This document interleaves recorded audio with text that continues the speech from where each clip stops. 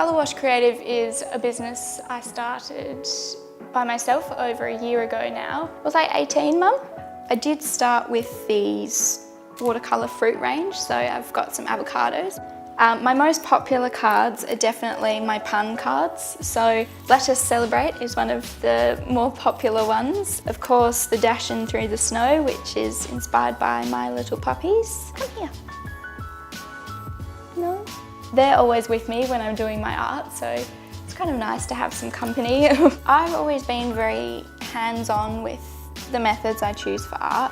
I studied art through high school and primary school. Kind of went in the wrong direction. I thought I was going to end up in the health industry when I graduated, but it wasn't until I left school that I realised that I probably should have gone with my passion of the arts the whole way through. I did study graphic design for a while, and that kind of was the point where I realised that I didn't want to use so much of the digital methods. I was just doing some general watercolour paintings of fruits and doodling around, and I decided that this might look really cool on a card and be something that people could give to each other as a thank you or a happy birthday. I was really pleased with how they turned out, so I thought it could be something that I could possibly sell and make some money out of.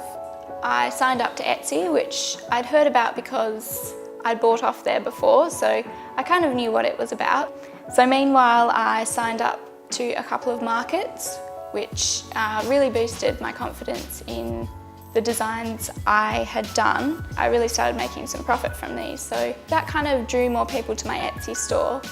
I started contacting some local stores and asking whether they were interested. I decided to go with mostly florists for a while, doing gift tags for their bouquets and things like that, so they worked really well. As they would tag me in their photos on Instagram, then I'd get more exposure there. So Instagram has been a huge building block for my business. Often someone will spot you on Instagram and send you a message asking whether you would do wholesale, and so that's where it kind of grew from there, and now it's at the point where I have wholesalers all over Australia.